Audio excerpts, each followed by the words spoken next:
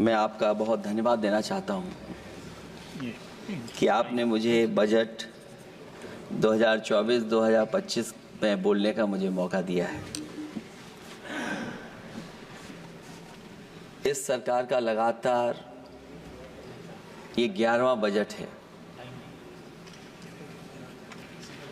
11वें budget के बाद भी नाउम्मीदगी दिखाई दे रही है और सरकार में हैं तो सरकार के लोग तो अच्छी बात करेंगे ही। न केवल नाउम्मीदगी दिखाई दे रही है बल्कि जो चेहरों पे खुशी होनी चाहिए थी सरकार बनने के बाद, वो चेहरों पे उतनी खुशी नहीं दिखाई दी।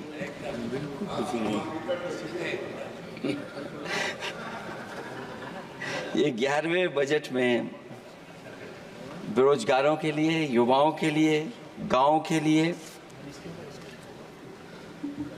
और उनकी तकलीफ परेशानी का जो मुद्दा है वो 9-2-11 दिखाई दे रहा है मुझे। महंगाई में घर चलाना, बच्चों को पढ़ाना और घर के बड़े बुजुर्गों की दवा इलाज से लेकर के महंगाई का जो सामना करना पड़ रहा है, ये बातें परिवार वाले बखूबी जानते हैं।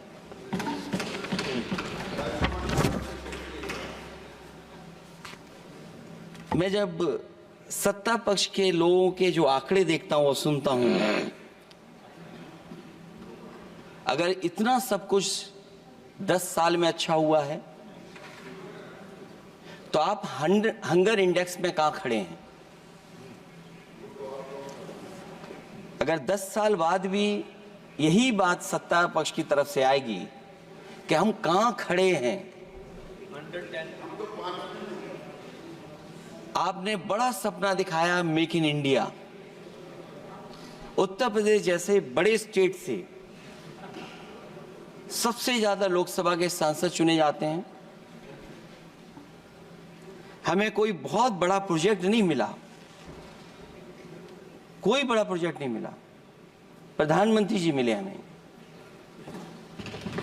और अगर कोई सभापति महोदय का कोई बड़ा प्रोजेक्ट मिला हो 10 साल में,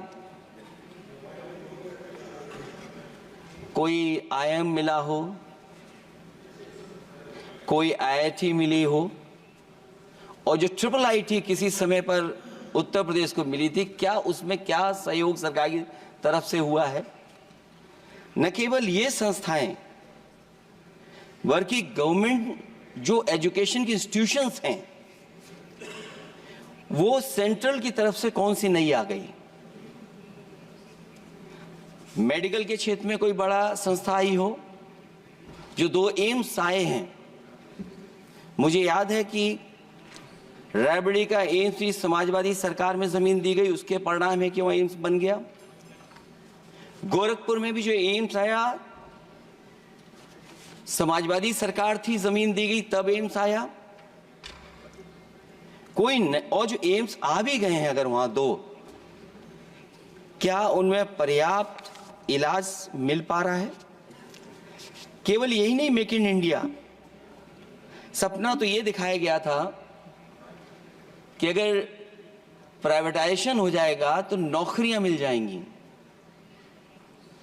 कुछ हद तक तो बहुत सी चीजें प्राइवेटाइज हो गईं, लेकिन नौकरियां कम होती चली गईं।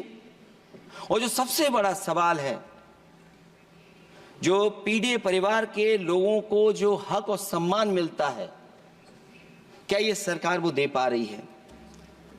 टैक्स कलेक्शन में सपना दिखा रहे हैं कि हम यहां पहुंच गए हैं, आखिरकार एक्सपोर्ट क्यों कम होता चला जा रहा है?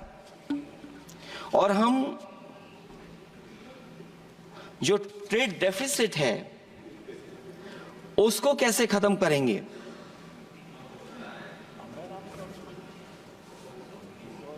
दस साल में अगर हम वहीं के वहीं खड़े हैं और कोई ऐसा कुछ न दिख रहा हो और परिणाम जो रिजल्ट आए हैं यूपी के, उसमें दिखाई दे रहा है कि आपने कितना काम किया है।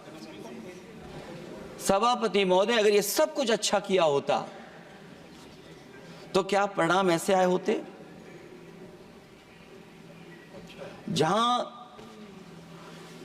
हारे ही नहीं हैं आप, सीटें ही कम नहीं हुई हैं। देश के प्रधानमंत्री जी भी वोट से हारे हैं, वोट से हारे।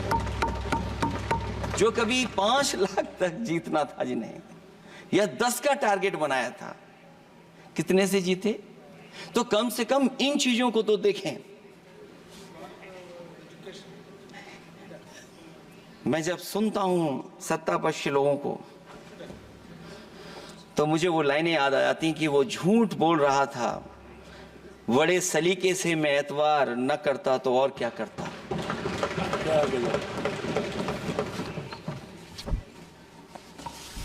मुझे याद है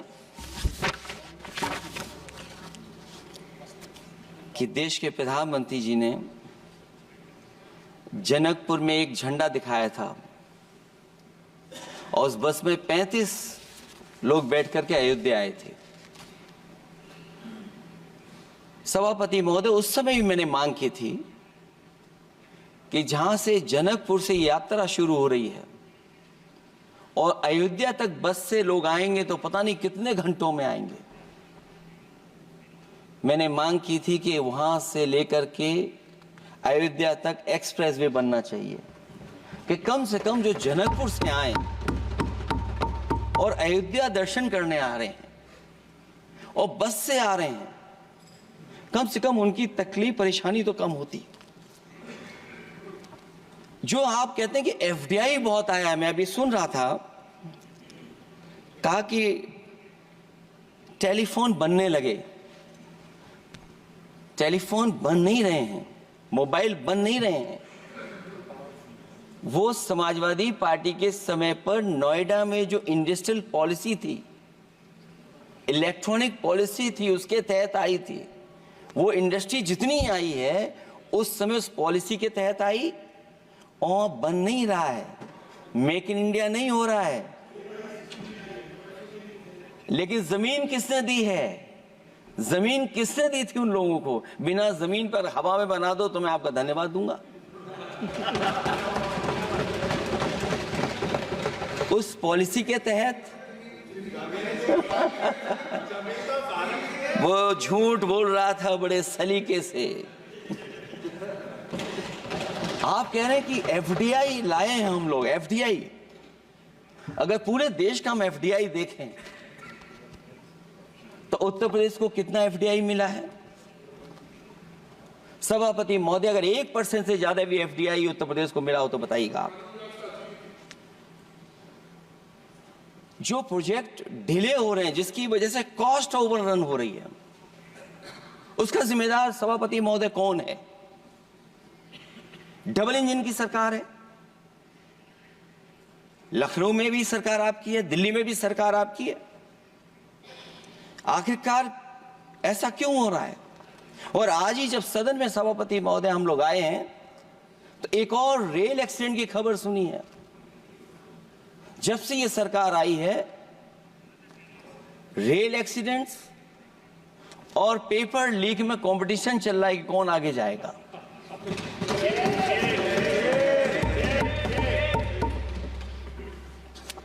मैं तो अखबारों में पढ़ता था सभापति महोदय कि तोड़ फोड़ करके ये सरकार बनाते हैं।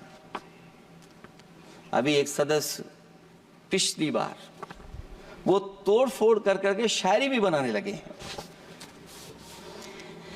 जो प्रोजेक्ट और जिस प्रोजेक्ट के लिए प्रधानमंत्री जी एयरफोर्स का सबसे बड़ा हवाई जहाज हरकुलिस विमान लेकर के आए थे और वो सड़क पर उतरे थे, वो एक्सप्रेसवे पर उतरे थे। मैं समझता हूं सभापति महोदय, यहां जितने माननीय सदस्य हैं सब ने देखा होगा और सब ने निर्देश के अनुसार उस पर ट्वीट भी किया होगा। वो जो एक्सप्रेसवे अगर किसी ने बनाया था सभापति महोदय, जो डिजाइन, टेक्नोलॉजी का पार्ट, अलाइनमेंट, वो समाजवादियों की देन थी, वो आपकी देन नहीं थी। ये बात मैं इसलिए कह रहा हूं सभापति महोदया, क्योंकि इस बजट में सरकार चलाने के लिए आपने पैकेज दिया है।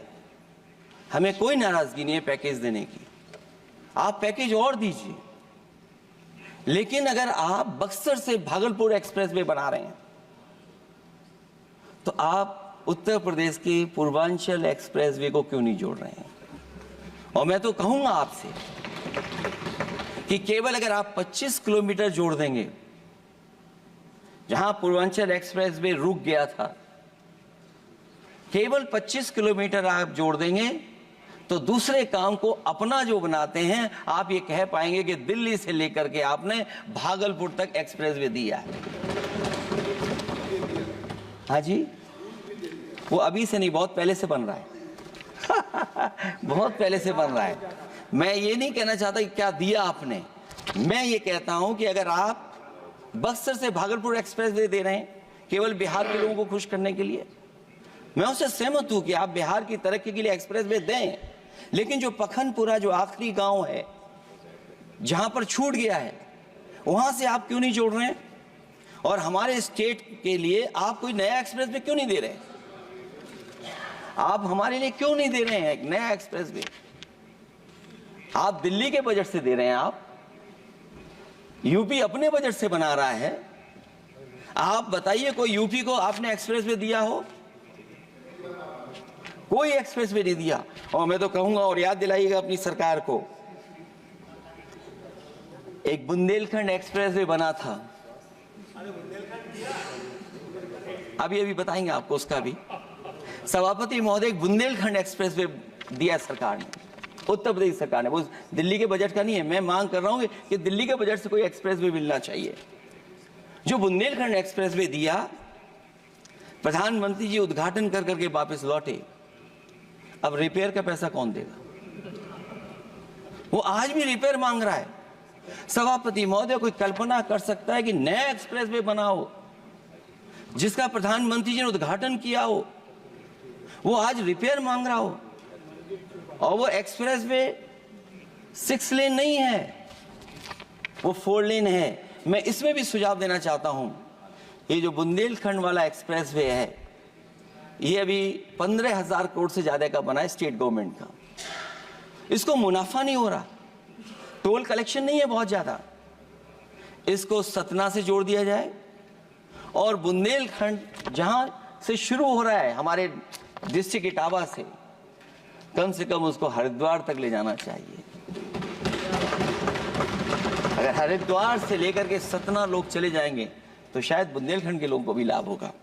और सबसे बड़ी बात है सभापति महोदय, दिल्ली और लखनऊ मिलकर के उन एक्सप्रेसवे की सेफ्टी से और उसकी डिजाइन से खिलवाड़ कर रहे हैं। जो इंडियन रोड कांग्रेस कहती है, जो डॉक्यूमेंट कहता है, वो ये कहता है कि मीडियन सड़क का 12 मीटर से लेकर के 14 मीटर होना चाहिए। आप जाकर के देख के आइए, जो पूर्वांचल वाला बना है उसका मीडियन कितना है? क्या भविष्य में आपने चलने वालों की सेफ्टी के साथ खिलवाड़ की है कि नहीं की है? ये आपको विचार करना पड़ेगा। जिस समय लद्दाख और चीन को लेकर के सवाल उठा था सभापति महोदय, उस समय पॉलिटिकल पार्टी से सुझाव मांगे गए थे और सुझाव ये मांगे गए थे कि आप क्या सुझाव देना चाहते हैं। तो उस समय जो सुझाव समाजवादी पार्टी ने दिया था, वो सुझाव ये था कि लिपू लेक से लेकर के आपके ग्वालियर तक 6 लेन हाईवे बनना चाहिए। कभी जरूरत पड़ने पर सीमाओं पर हमारी फौज का आना जाना जल्दी हो जाए। और मुझे याद है, जो अखबारों में मैंने पढ़ा था, सरकार ने उसको स्वीकार कर लिया था कि 6 लेन हाईवे बनेगा वो। लेकिन जब टेंडर की बात आई तो सुनने में आया कि वो 4 लेन बनने जा रहा है। और अभी जब वो काम हो रहा है, जब काम मैंने दोबारा उसको देखा तो पता लगा कि डबल लेन पेव शोल्डर बन रहा है।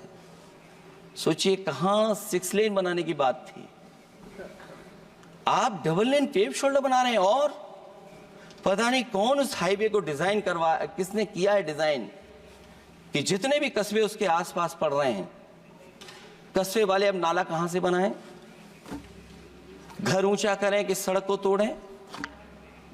बहुत सारे कस्बों को वो समस्या के संकट में डाल दिया है सरकार ने।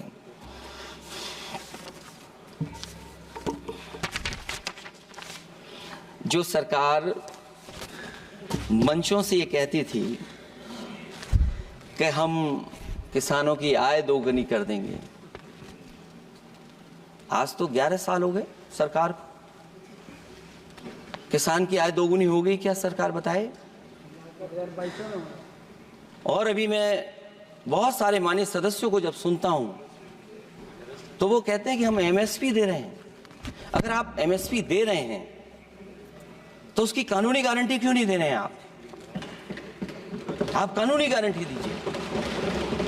और फिर कई बार सुनने को मिलता है कि हॉर्टिकल्चर क्रॉप्स के लिए आप क्या कर रहे हैं, उसके एमएसपी की कब तैयारी करेंगे आप? और फिर आय दोगुनी में आप कितना देंगे किसान को? जो पिछले बार बजट में कहा गया था कि एग्रीकल्चर इंफ्रास्ट्रक्चर के लिए 1 लाख करोड़ देश को मिलेगा। अगर 1 लाख करोड़ देश को मिला होगा एग्रीकल्चर इंफ्रास्ट्रक्चर को, तो कम से कम यूपी का शेयर कुछ तो रहा होगा। सभापति महोदय, सरकार ने अगर एक भी मंडी बनाई हो तो बता दें। हाँ, ये अलग बात है कि अगर आप कोई चीज सुधारने के लिए कोई परिवर्तन कर रहे हैं, स्टोरेज के लिए किसी को पहले ही बता दे रहे हैं, वो बात अलग है। लेकिन किसान कहां जाएगा जहां उसको रेट मिलेगी? और फिर ये इस बजट में कहा जा रहा है कि हम 109 high yielding and climate resilient varieties लाएंगे। तो सभापति महोदय, हम अपने माननीय मंत्री से कहेंगे कि वो ग्लोबल वार्मिंग के लिए जो आप काम पिछले कितने वर्षों से कर रहे हैं, क्या हुआ उस ग्लोबल वार्मिंग का? COP21 में भी आप हुआ है, G20 में भी आपने आश्वासन दिया, और कुछ नहीं किया। तो आपको क्या लाना पड़ रहा है? 109 high yielding and climate resilient varieties. आप मुझे बताओ किसान पर कब तक पहुंचाओगे आप? और उसको पहुंचाने के लिए आपके पास क्या इंतजाम है? और फिर दूसरे पैराग्राफ में फिर बदल जाते हैं आप। अभी आप बात कर रहे हैं रेजिलिएंट वैरायटीज की, और फिर आप कह रहे हैं कि हम नेचुरल फार्मिंग को बढ़ावा देंगे। सभापति महोदय, इस सरकार बताए कि रेजिलिएंट क्रॉप सीड्स कब तक पहुंचा देंगे, उससे लाभ किसानों को कैसे मिलेगा? और फिर नेचुरल फार्मिंग जो अभी भी कर रहा है किसान कई जगह पर, उसके लिए क्या अलग से पैकेज है आपके पास बजट में? आपने तो केवल सभापति महोदय एक चीज सीखी है पार्ले जी बिस्किट से, महंगाई और मुनाफा। इस सरकार ने 10 साल में डीएपी की बोरी को और खाद की बोरी को छोटा कर दिया। इससे और ज्यादा छोटा मत करना आप। और आपने डीएपी, जब किसान डीएपी लेने गया तो सरकार ने कहा कि बिना नैनो यूरिया के आप नहीं मिलेगा आपको। मैं सरकार से जानना चाहता हूं कि नैनो यूरिया से क्या लाभ पहुंचा है किसानों को, ये बताइए। नैनो यूरिया से क्या लाभ पहुंचा है सरकार बताए।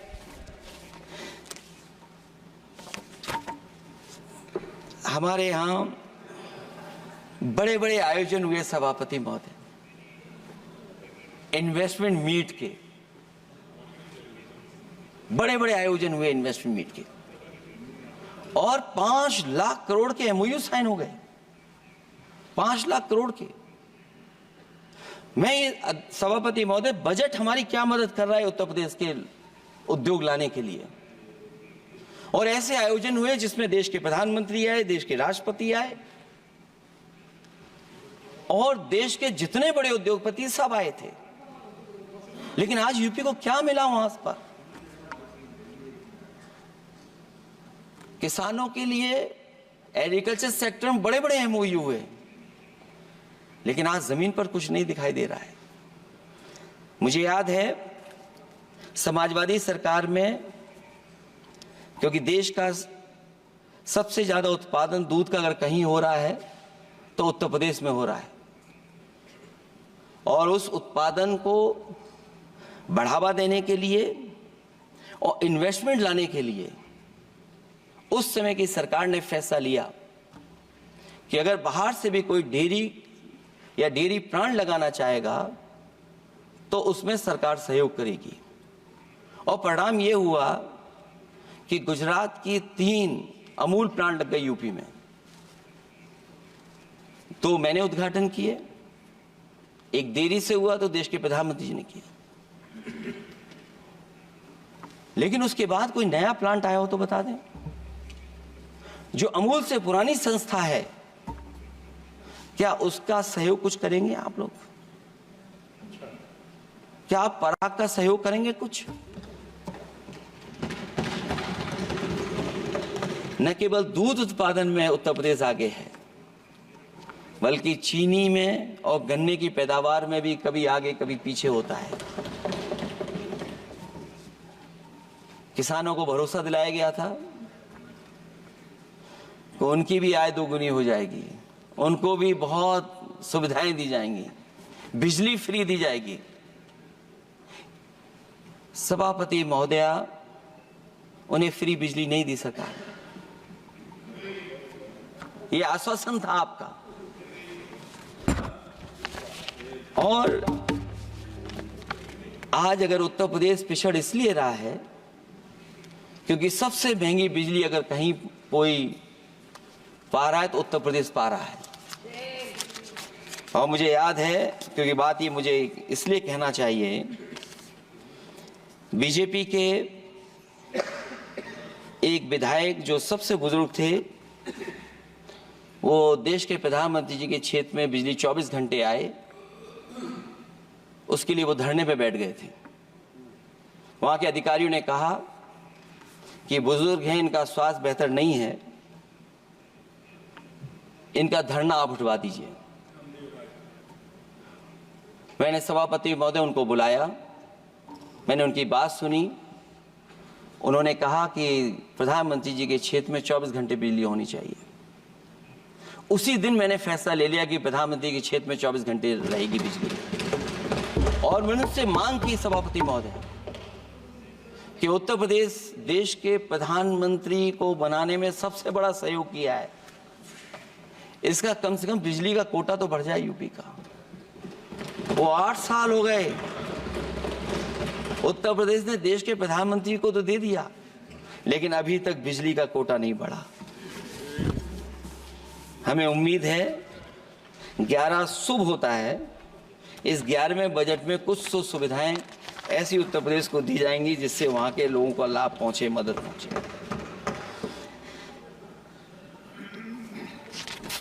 जहां किसान आत्महत्या कर रहा है,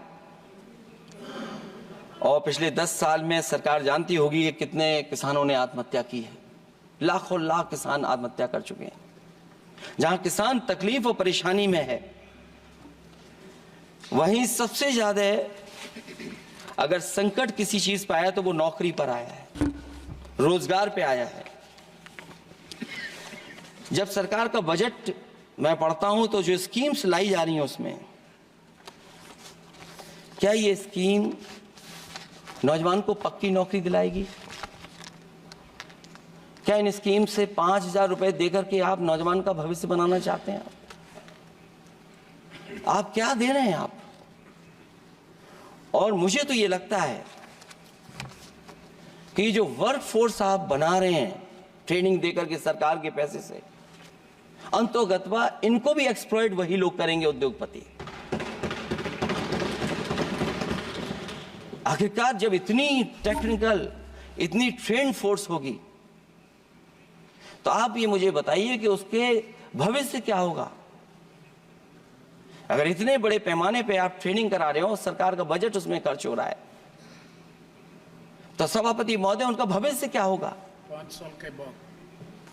और जो अग्निवीर वाली नौकरी है, सभापति महोदय, कोई भी नौजवान जो फौज के लिए तैयारी करता है वो कभी स्वीकार नहीं कर सकता। जब पहली बार ये स्कीम आई थी अग्निवीर, उस समय बड़े बड़े उद्योगपतियों से ट्वीट कराया गया था कि अग्निवीर से अच्छी कोई योजना नहीं है, इनको हम नौकरी दे देंगे, हम अपने यहां रख लेंगे।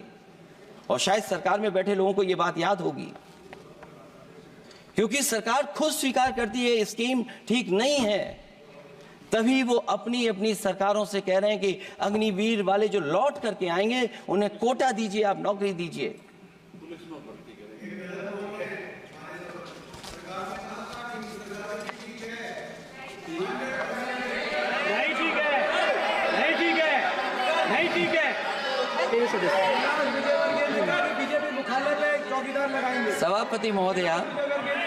सभापति महोदय, मैं बैठ जाता हूं, आप खड़े होकर के कह दीजिए अग्निवीर व्यवस्था अच्छी है।